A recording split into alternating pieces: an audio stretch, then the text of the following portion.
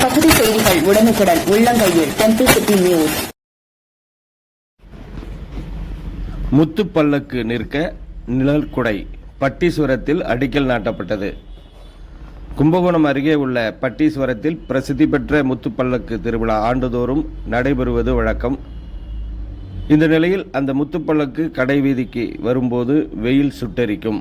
பக்தர்கள் சிரமப்பட்டு வந்தனர்.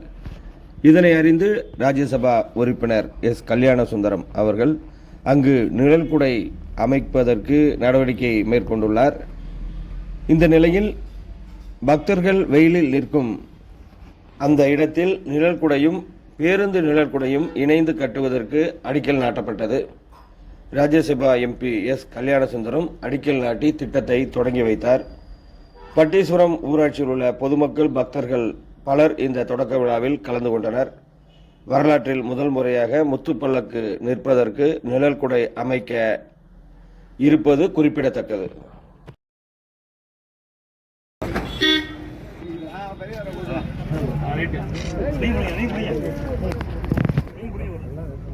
அப்படியே